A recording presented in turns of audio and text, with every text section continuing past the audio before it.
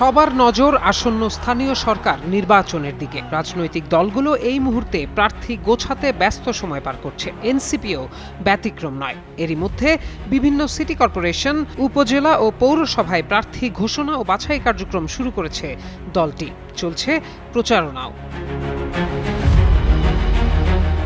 আসন্ন স্থানীয় সরকার নির্বাচনে কোনো রাজনৈতিক জোটের অধীনে নয়, বরং এককভাবে অংশ নেওয়ার প্রস্তুতি নিচ্ছে ২৪-এর গণ অভ্যুত্থান কেন্দ্রিক রাজনৈতিক দল এনসিপি। দলের সাংগঠনিক ভিত্তি তৃণমূল পর্যায় পর্যন্ত মজবুত করতেই এই কৌশল বলে জানিয়েছে দলটির শীর্ষ নেতারা। ত্রয়োদশ জাতীয় সংসদ নির্বাচন। One parcel, more ways to send. Pathao parcel has expanded.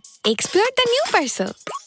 একসঙ্গে করলেও স্থানীয় সরকার নির্বাচনে এখন পর্যন্ত আলাদা পথেই হাঁটছে এনসিপি ও জামায়াতে ইসলামী। তবে শুধু সিটি কর্পোরেশন নির্বাচনে জামায়াতের সঙ্গে ঐক্য হতে পারে বলে মিলেছে ইঙ্গিত।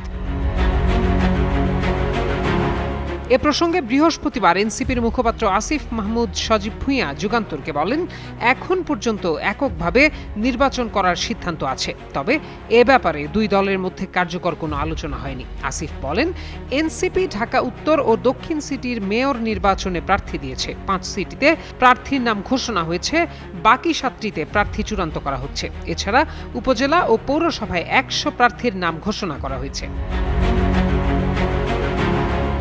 এনসিপি সূত্রে জানা যায়, সিটি কর্পোরেশন থেকে শুরু করে ইউপি নির্বাচনে সদস্য পদেও প্রার্থী বাছাই প্রক্রিয়ায়ও থাকবে চমক। বিভিন্ন দল থেকে অনেকেই এনসিপিতে যোগ দিচ্ছেন।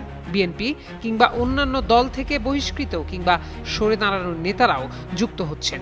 এ বিষয়ে এনসিপির যুগ্ম সদস্য সচিব পদে থাকা এক নেতা নাম প্রকাশ না করার শর্তে বলেন, দলে আনতে বিভিন্ন দলের প্রভাবশালী নেতাকে টার্গেট করা হচ্ছে।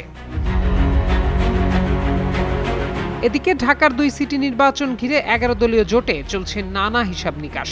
ঢাকা দক্ষিণে এনসিপি ও জামায়াতের ২ প্রার্থী আসিফ মাহমুদ ও ভিপি সাদিক কায়েমকে নিয়ে আলোচনা থাকায় অনেকটা নীরব দ্বন্দ্ব তৈরি হয়েছে।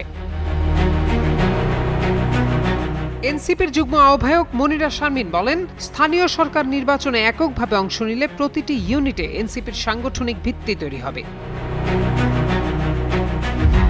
এদিকে নাম প্রকাশে অনিচ্ছুক এনসিপির সাবেক শীর্ষ এক নেত্রী যুগান্তরকে বলেন, আমি মনে করি এনসিপির শীর্ষ নেতারা জামায়াতের হয়েই কর্মকাণ্ড চালাচ্ছেন।